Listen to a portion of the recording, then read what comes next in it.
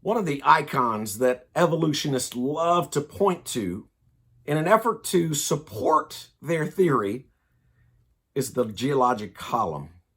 I suspect you've probably seen this in your textbooks, those pictures of all the different layers of the earth, each one having its own name and a time period, an era assigned to it, like the Cambrian period or the Cretaceous period or the Jurassic period.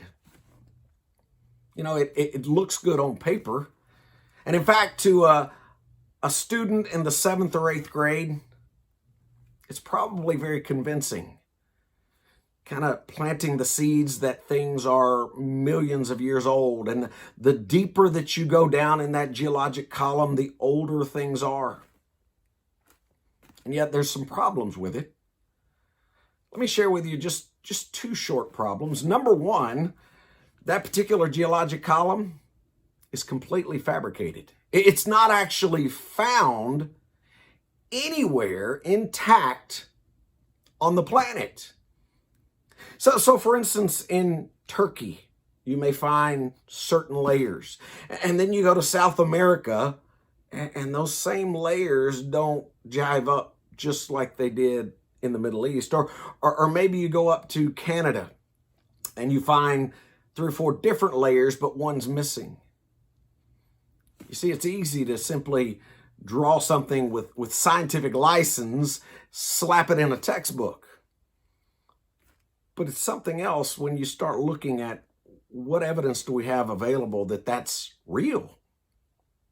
Like, for instance, what about fossils that actually transcend through several different layers?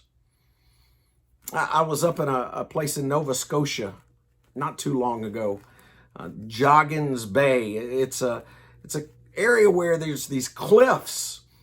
Water comes in and out from the ocean in one of the quickest ways, one of the quickest bays on the planet. And so there's massive amounts of erosion.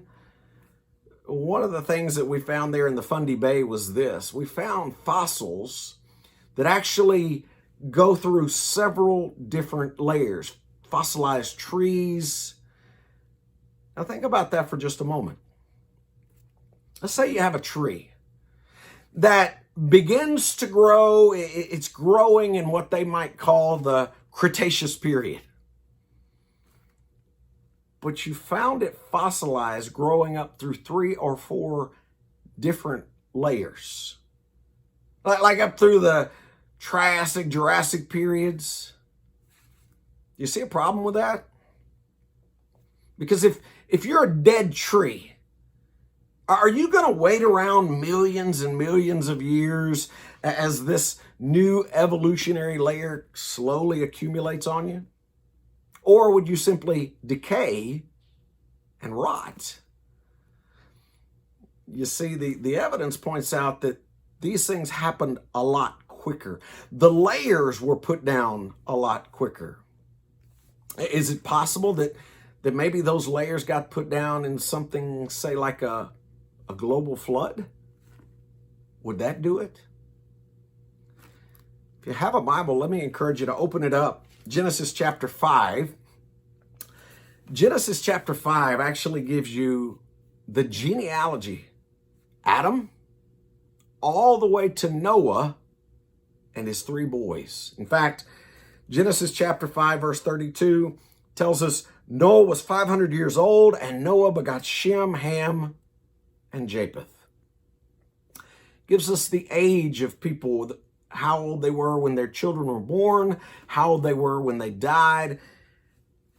And let me encourage you, flip over to the New Testament book of Luke, chapter 3. In Luke chapter 3, starting in verse 23, running all the way to verse 38, here's what we find.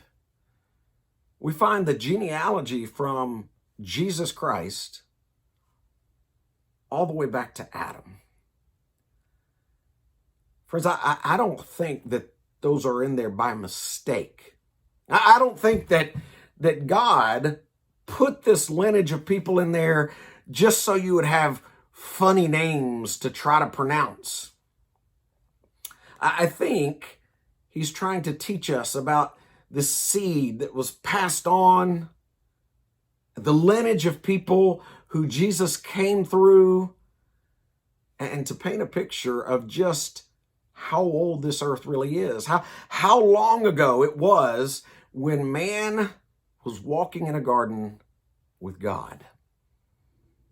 You see, that was his original plan. Sin separated that plan.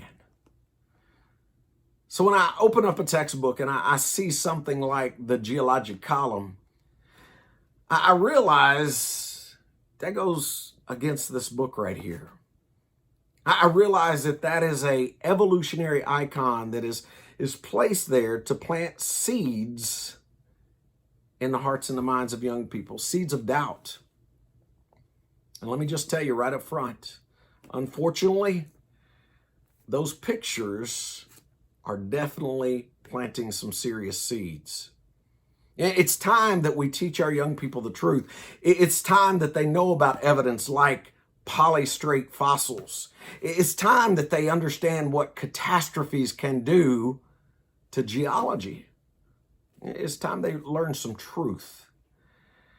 I hope as you look through the genealogy from Adam to Christ, that you'll think, what does this mean to me today? I hope you'll think about, why is it in the Bible? What does it mean as far as the history of the earth? I hope you'll think about what was God's original plan. And ultimately, I hope you'll think on these things. Thank you.